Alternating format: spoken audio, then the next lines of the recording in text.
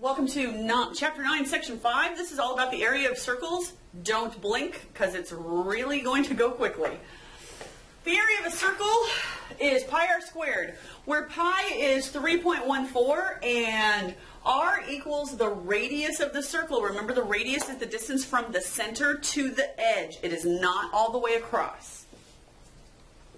So, when you're looking at a circle, like this one, you're going to start by writing out your equation. Area equals pi r squared. And then underneath pi, you're going to write 3.14. And underneath r squared, you're going to write your two r's. To remind yourself, this is not r times 2. Write them both out so you can see what it is you're doing. You will make fewer mistakes if you take this one extra step. This is how you show your work. So, then you can pull out a calculator and then you write 78.5 inches squared. Make sure you get the units and you get the squared, because it's area, it has to be squared. But this is showing your work. Formula, the numbers you use to put into the calculator, and then the answer that the calculator gives you.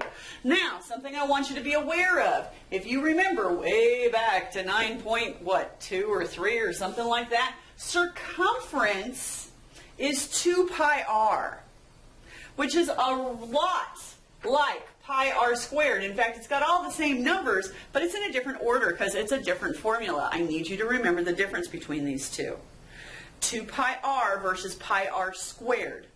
Each formula gets a pi, gets an r, and gets a 2, but remember, area is always squared. Okay? So, that's it. Ta-da! So now, your job is to sit down and, showing your work, I want 3 lines for each one of them. I want you to do one for these two. Now, these 3, excuse me, what I need you to understand is that it only works for radius.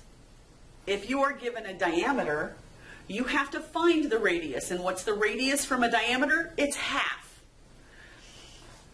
The diameter is the distance all the way across through the center. The radius is from the center to the edge. So you're going to have to divide 12 in half first, and then you get pi r squared. So it's 3.14 times 6 times 6.